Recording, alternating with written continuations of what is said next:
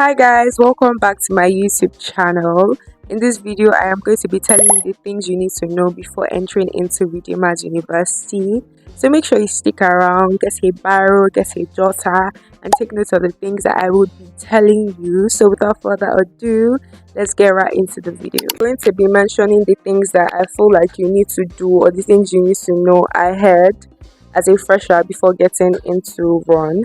So the first thing you're going to do is your registration. So basically, I don't know, on your portal or somewhere, they should have given you a list of documents that you should bring along with you as you resume school. But just in case you don't know, I'm going to put a list of those things on the screen.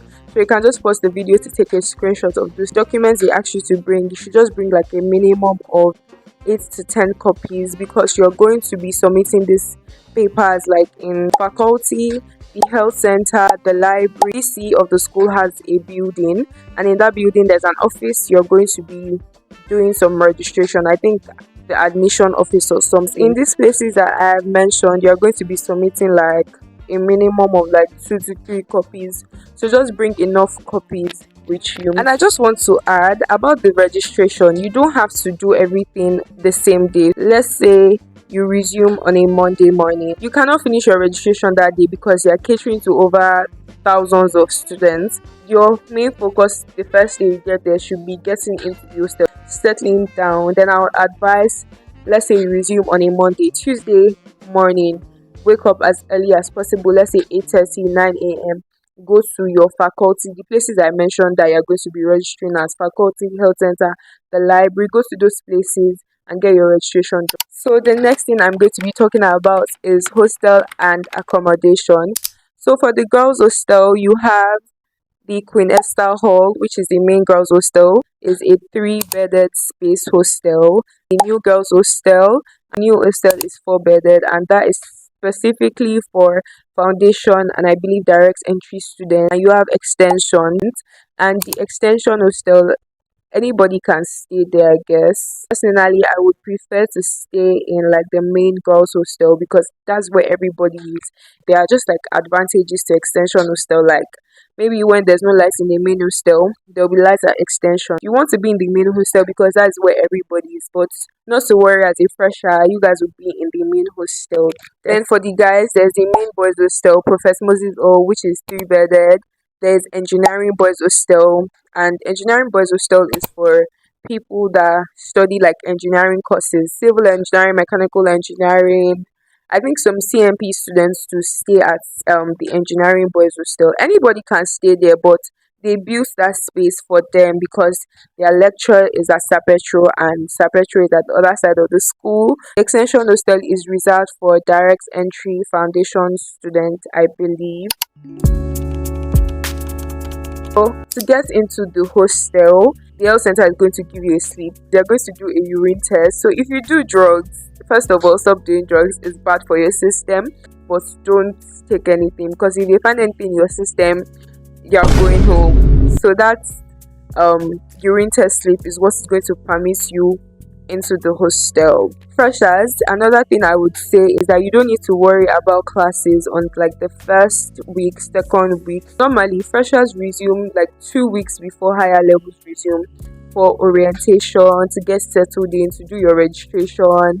So for that 2 weeks, you're not going to have classes, it's just orientation. But I advise that you also try to get everything done within that 1 week, 2 week space that you don't have classes. Because when you are graduating, by God's grace, you are going to do clearance and they are going to check all these things. So try to get your registration done when you should be doing your registration.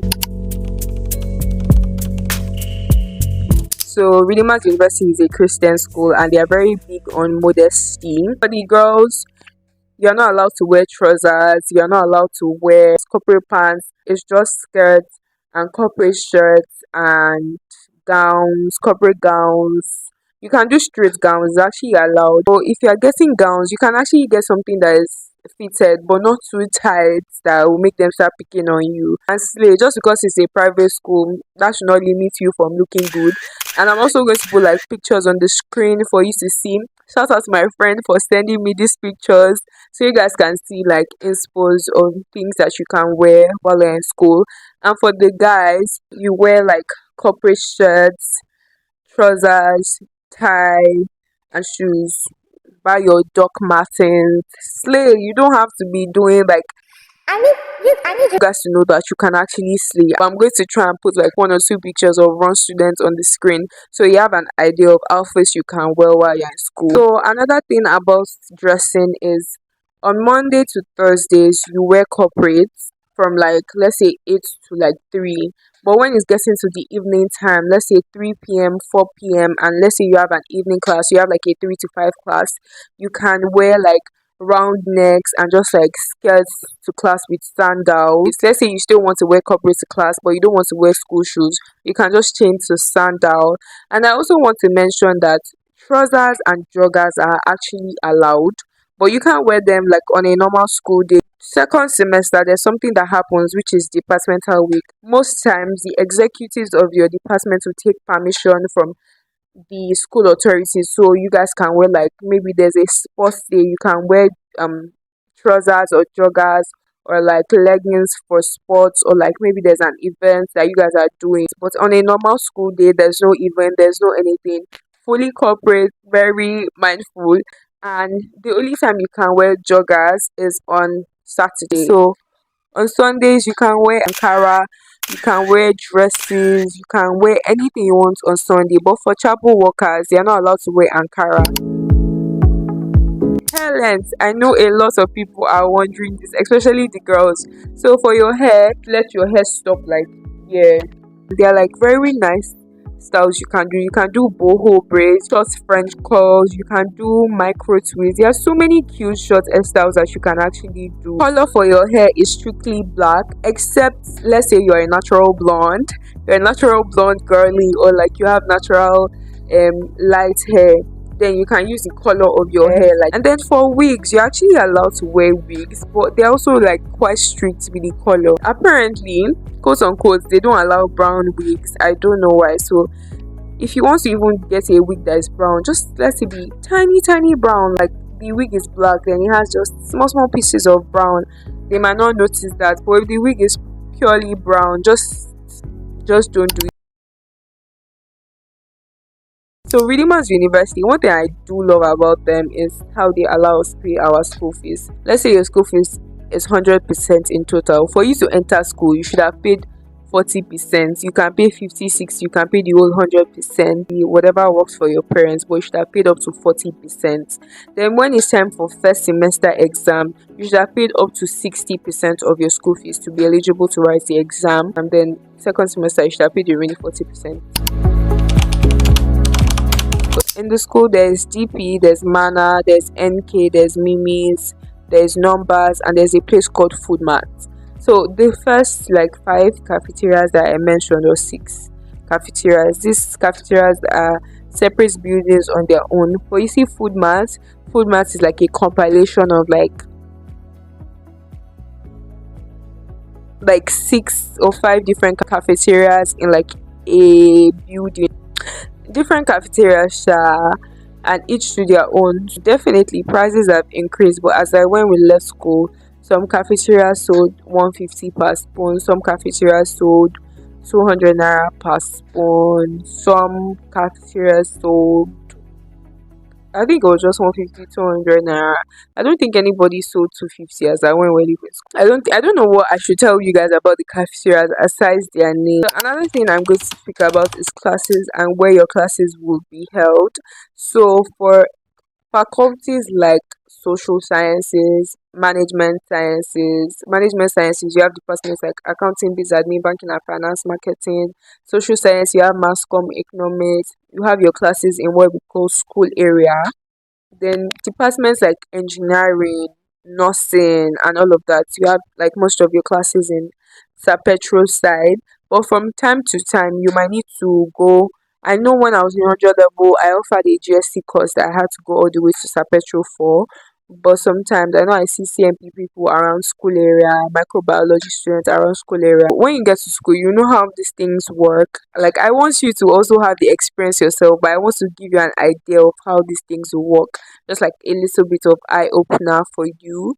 If you are feeling sick or if anything is wrong with you, there's the health center there. You don't have to pay any money to get drugs or anything, just tell them your matric number, or they are going to ask you for your health center number, and you get assigned to the doctor. Transportation. So if you are wondering how transportation works, there's something we call shuttles, and recently they introduced kekes. So shuttles usually charge like 100 naira per seat, but I'm sure it will increase to 150 or 200 naira because of the fuel situation. And there's also keke. We have to take keke because keke is just one, two, three people and we're going, but shuttle we're going to wait for like, it's like four people at the back. Let's say it's a small car, it's like four people at the back and two people at the front, but there's shuttle for transportation. So in case you're wondering, how am I going to make my hair? How am I going to cut my hair? What if I forget something at home? How am I going to buy these things? There's a place called Container. So they sell provision, snacks, sweets, shampoo, down to skincare. Literally, you can buy it in Container. And if you don't want to go all the way to Container, you can get it in the hostel. There are students that sell things. And there's a popular group called Run Marketplace.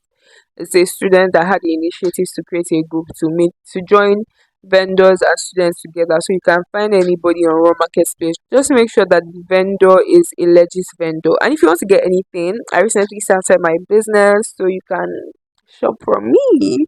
Yes, there are places in Container that you can make your hair. I have a place in Container I make my hair, and if I don't want to go to Container, I have somebody that makes my hair for me in the hostel. There are various students that make their hair in the hostel, so you can always get your hair done in the hostel.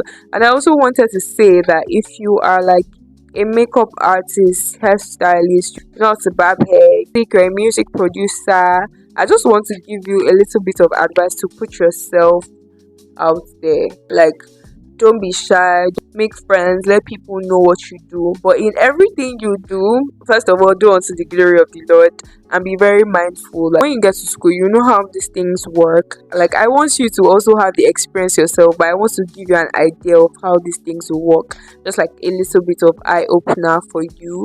Another thing I want to speak about is laundry. So if you don't want to wash your clothes yourself, there's apparently a laundromat, or you can give the cleaners your clothes to help you wash you. So you give them a clothes to wash, give them soap, give them buckets, and you pay them. And if you're feeling too lazy to get your food yourself, there are delivery services for both girls and boys. There are delivery people that work in the boys hostel, there are delivery people that work in the girls hostel. Depends on the cafeteria that you're sending them to. They'll probably charge you like 200 naira, 150. I'm sure a lot of things will increase as school, but as at last semester, it was constantly like 200 naira, 150 that they will charge you for them to help you get food, or you can also ask the cleaners to help you get food, but you have to pay them.